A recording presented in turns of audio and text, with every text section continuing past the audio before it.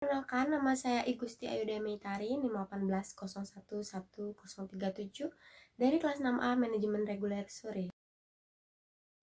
Yang pertama, kita mulai dari pengertian pajak penghasilan. Pajak penghasilan adalah suatu pungutan resmi yang ditunjukkan pada masyarakat yang berpenghasilan atau hasil yang diterima atau yang diperoleh dalam tahun pajak untuk kepentingan negara dan masyarakat dalam hidup berbangsa dan bernegara sebagai suatu kewajiban yang harus dilaksanakannya. Dasar hukum yang mengatur pajak penghasilan adalah Undang-Undang Nomor 17 Tahun 2000 yang diberlakukan per 1 Januari 2001. Menurut resmi, pajak penghasilan adalah pajak yang dikenakan terhadap subjek pajak atas penghasilan yang diterima atau diperolehnya dalam suatu tahun pajak. Yang kedua, menurut Subekti dan Arori dalam Dina Fitriani, yaitu pajak penghasilan adalah pajak yang dikenakan terhadap orang pribadi atau perseorangan dan badan berkenaan dengan penghasilan yang diterima atau diperolehnya selama 1 tahun. Yang ketiga, menurut Suwandi, pajak penghasilan adalah pajak yang dikenakan terhadap penghasilan dapat dikenakan secara berkala dan berulang-ulang dan dalam jangka waktu tertentu, baik masa pajak maupun tahun pajak. Selanjutnya, objek pajak penghasilan. Dalam pasal 4 ayat 1 Undang-Undang PPh Nomor 7 Tahun 1983 sebagaimana telah diubah terakhir dengan Undang-Undang Nomor 36 Tahun 2008 tentang pajak penghasilan. Disebutkan tentang apa saja yang menjadi objek pajak penghasilan. Objek pajak penghasilan adalah setiap tambahan kemampuan ekonomi yang diterima atau diperoleh wajib pajak. Penghasilan ini bisa berasal dari Indonesia maupun dari luar Indonesia yang dapat dipakai untuk konsumsi atau untuk menambah kekayaan wajib pajak yang bersangkutan dengan nama dan dalam bentuk apapun. Berikut adalah objek PPh yang termasuk dalam Undang-Undang Pajak. Yang pertama, penggantian atau imbalan berkenaan dengan pekerjaan atau jasa yang diterima atau diperoleh termasuk gaji, upah, tunjangan, honorarium, komisi, bonus, gratifikasi, uang pensiun, atau imbalan dalam bentuk lainnya, kecuali ditentukan lain dalam undang-undang. Yang kedua, hadiah dari undian atau pekerjaan atau kegiatan dan penghargaan. Yang ketiga, laba usaha. Yang keempat, keuntungan karena penjualan atau karena pengalihan harta. Yang kelima, penerimaan kembali pembayaran pajak yang telah dibebankan sebagai biaya dan pembayaran tambahan pengembalian pajak. Yang keenam, bunga termasuk premium, diskonto, dan imbalan karena jaminan pengembalian utang. Yang ketujuh, dividen dengan nama dan dalam bentuk apapun termasuk dividen dari perusahaan asuransi kepada pemegang polis dan pembagian sisa hasil usaha koperasi. Yang ke-8, royalti atau imbalan atau penggunaan hak. Yang ke-9, sewa dan penghasilan lain sehubungan dengan penggunaan harta. Yang ke-10, penerimaan atau perolehan pembayaran berkala. Yang ke-11, keuntungan karena pembebasan utang kecuali sampai dengan jumlah tertentu yang ditetapkan dengan peraturan pemerintah. Pembebasan utang oleh pihak yang berpiutang dianggap sebagai penghasilan bagi pihak yang semula berutang, sedangkan bagi pihak yang berpiutang dapat dibebankan sebagai biaya.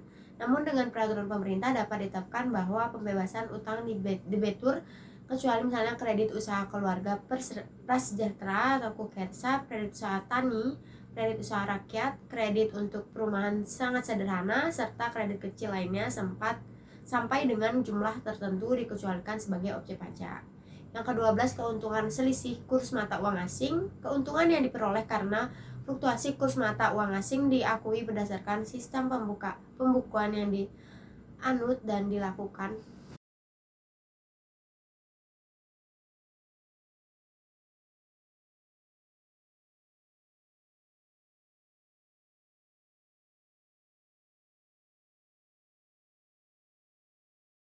Yang kedua, hadiah dari undian atau pekerjaan atau kegiatan dan penghargaan. Yang ketiga, laba usaha. Yang keempat, keuntungan karena penjualan atau karena pengalihan harta. Yang kelima, penerimaan kembali pembayaran pajak yang telah dibebankan sebagai biaya dan pembayaran tambahan pengembalian pajak. Yang keenam, bunga termasuk premium, diskonto, dan imbalan karena jaminan pengembalian utang. Yang ketujuh, dividen dengan nama dan dalam bentuk apapun termasuk dividen dari perusahaan asuransi kepada pemegang polis dan pembagian sisa hasil usaha koperasi. Yang ke-8, royalti atau imbalan atau penggunaan hak. Yang ke-9, sewa dan penghasilan lain sehubungan dengan penggunaan harta. Yang ke-10, penerimaan atau perolehan pembayaran berkala. Yang ke-11, keuntungan karena pembebasan utang kecuali sampai dengan jumlah tertentu yang ditetapkan dengan peraturan pemerintah. Pembebasan utang oleh pihak yang berpiutang dianggap sebagai penghasilan bagi pihak yang semula berutang, sedangkan bagi pihak yang berpiutang dapat dibebankan sebagai biaya. Namun dengan peraturan pemerintah dapat ditetapkan bahwa pembebasan utang debitur kecuali misalnya kredit usaha keluarga prasejahtera atau KUKETSA, kredit usaha tani, kredit usaha rakyat, kredit untuk perumahan sangat sederhana, serta kredit kecil lainnya sampai dengan jumlah tertentu dikecualikan sebagai objek pajak. Yang ke-12, keuntungan selisih kurs mata uang asing. Keuntungan yang diperoleh karena fluktuasi kurs mata uang asing diakui berdasarkan sistem pembukuan yang dianut. Selanjutnya, subjek pajak penghasilan. Pajak penghasilan dikenakan terhadap subjek pajak atau objek pajak berupa penghasilan yang diterima atau diperolehnya dalam tahun pajak. Subjek pajak merupakan pihak yang dikenakan pajak berdasarkan Undang-Undang Perpajakan. Subjek pajak terdiri dari beberapa subjek seperti yang pertama orang pribadi, yang kedua warisan yang belum terbagi sebagai suatu kesatuan menggantikan yang berhak yaitu ahli waris. Yang ketiga, badan merupakan sekumpulan orang dan modal yang merupakan kesatuan baik yang melakukan usaha maupun yang tidak melakukan usaha, yang meliputi perseroan terbatas, perseroan komanditer, perseroan lainnya, badan usaha milik negara atau badan usaha milik daerah dengan nama dan dalam bentuk apapun, firma, kongsi, koperasi, dana pensiun, persekutuan, perkumpulan, yayasan, organisasi massa, organisasi sosial politik, atau organisasi lainnya, lembaga dan bentuk badan lainnya termasuk kontrak investasi kolektif dan bentuk usaha tetap. Yang keempat, bentuk usaha tetap ialah bentuk usaha yang dipergunakan oleh orang pribadi yang tidak bertempat tinggal di Indonesia atau berada di Indonesia tidak lebih dari 183 hari dalam jangka waktu 12 bulan, atau badan yang tidak didirikan dan tidak bertempat kedudukan di Indonesia untuk menjalankan usaha atau melakukan kegiatan di Indonesia yang dapat berupa tempat kedudukan manajemen, cabang perusahaan, kantor perwakilan, gedung kantor, pabrik, bengkel, gudang, ruang untuk promosi dan penjualan, pertambangan dan penggalian sumber alam, wilayah kerja pertambangan minyak dan gas bumi. Subjek pajak dapat digolongkan menjadi dua, yaitu yang pertama, subjek pajak dalam negeri dan subjek pajak luar negeri. Selanjutnya, jenis pajak penghasilan.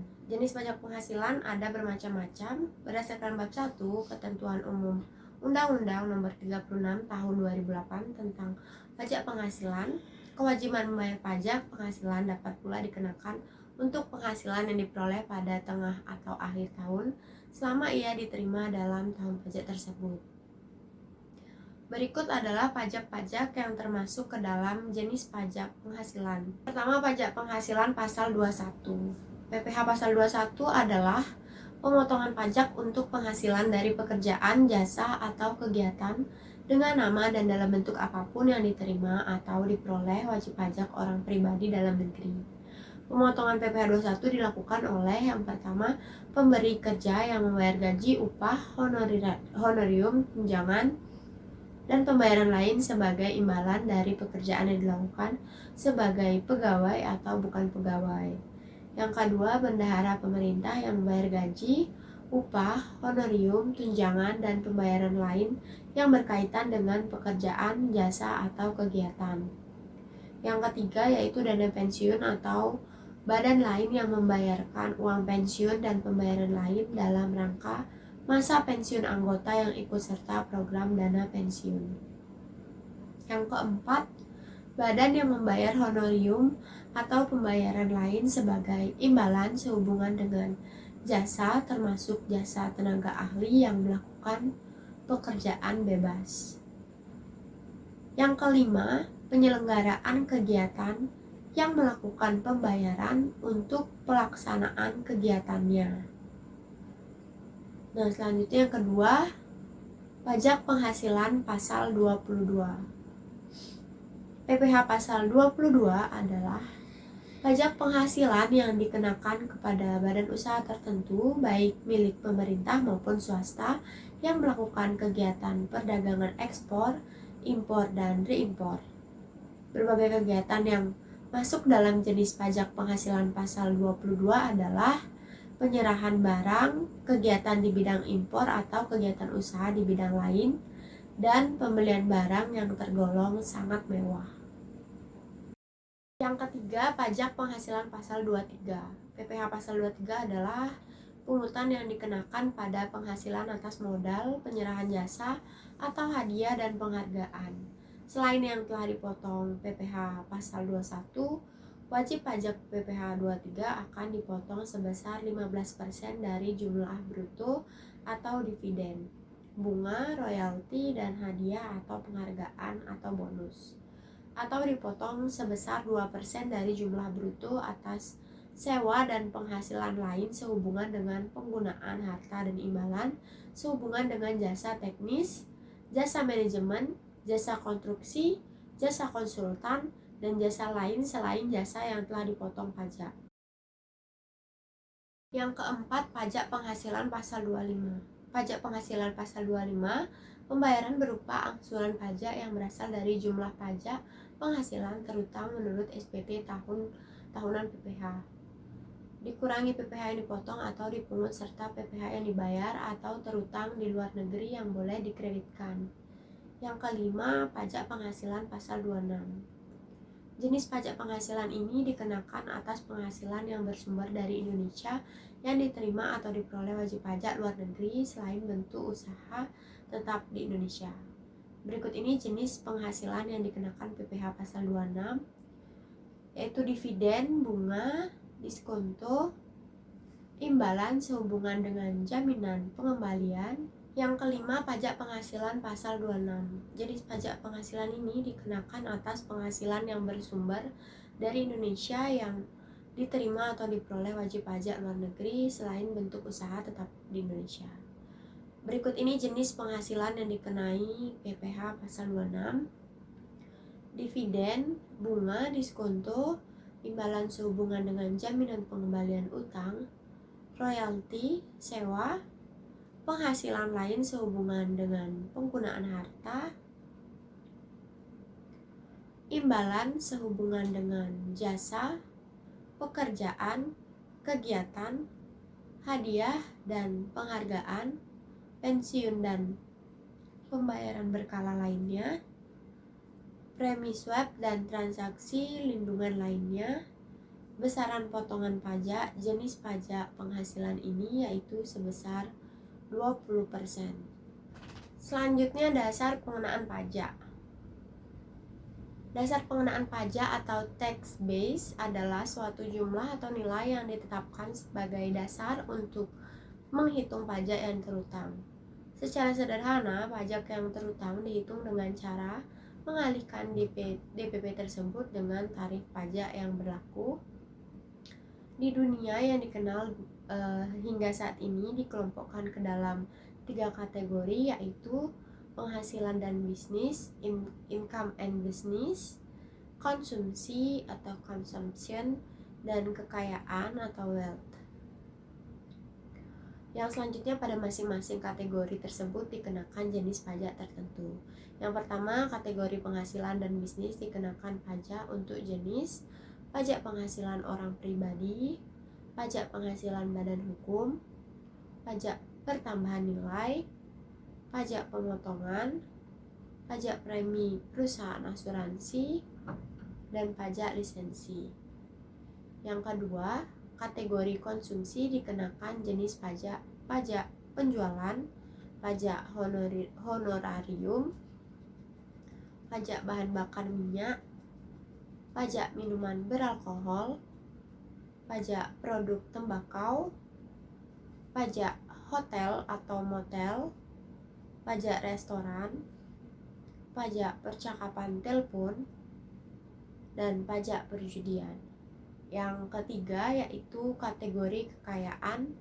Nah, terdiri dari jenis pajak bangunan, pajak bumi, pajak warisan, pajak hibah, Yang pertama, kerugian fiskal adalah kerugian berdasarkan ketetapan pajak yang telah diterbitkan Direktur Jenderal Pajak serta kerugian fiskal berdasarkan SPT tahunan, PPh wajib pajak atau self assessment dalam hal tidak ada atau belum diterbitkan ketetapan pajak oleh Direktur Jenderal Pajak.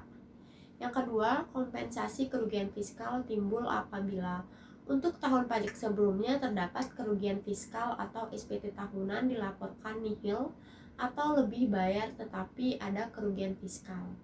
Yang ketiga, kerugian fiskal terjadi karena penghasilan bruto dikurangi dengan biaya atau yang diperbolehkan menurut ketentuan fiskal hasil mengalami kerugian. Yang keempat, kerugian fiskal tersebut dikompensasikan dengan laba neto fiskal dimulai tahun pajak berikutnya berturut-turut sampai dengan 5 tahun.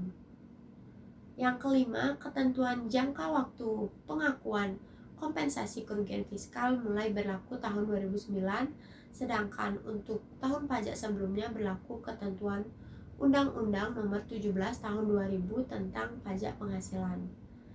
Yang keenam, apabila kemudian ternyata berdasarkan ketetapan pajak, hasil pemeriksaan menunjukkan jumlah kerugian fiskal yang berbeda dari kerugian menurut SPT tahunan, PPh atau hasil pemeriksaan menjadi tidak rugi. Kompensasi kerugian fiskal menurut SPT tahunan PPh tersebut